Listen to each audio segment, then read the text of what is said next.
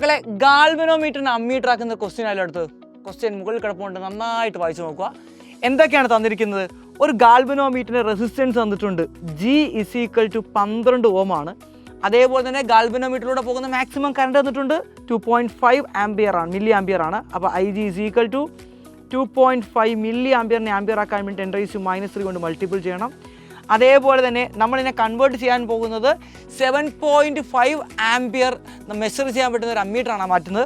അപ്പോൾ അമ്മീറ്ററിലൂടെ പോകുന്ന current I തന്നിട്ടുണ്ട്, I = 7.5 ആംപിയർ ആണ്. നമുക്ക് എന്താ മാറ്റേണ്ടത്? ഇതിനെ അമ്മീറ്ററായി കൺവേർട്ട് ചെയ്യണം. അപ്പോൾ നമുക്കറിയാം ഷണ്ട് റെസിസ്റ്റൻസ് കണ്ടുപിടിക്കണം അല്ലേ? ഷണ്ട് റെസിസ്റ്റൻസിനെ കണ്ടുപിടിക്കാൻ വേണ്ടി നമുക്കറിയാം S = ഇക്വേഷൻ നമുക്കളെ IG × G divided by I - IG ആണ്. അപ്പോൾ ഷണ്ട് റെസിസ്റ്റൻസ് നമുക്ക് കിട്ടുന്നതാണ്. IG-യുടെ വാല്യൂ ക്വസ്റ്റ്യൻ തന്നിട്ടുണ്ട് 2.5 × 10⁻³ ആണ്. G-യുടെ വാല്യൂ 12 ആണ്. ഡിവൈഡഡ് ബൈ I എന്ന് പറയുന്നത് 7.5 ആണ്, മൈനസ് 2.5 × 10⁻³ മക്കളെ എന്താണ് ആൻസർ കണ്ടുപിടിക്കുക.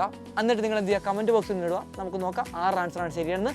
അപ്പോൾ വീഡിയോ ഇഷ്ടപ്പെട്ട് കഴിഞ്ഞാൽ ലൈക്ക് ചെയ്യാനും ഷെയർ ചെയ്യാനും മറക്കരുത്. Bye bye.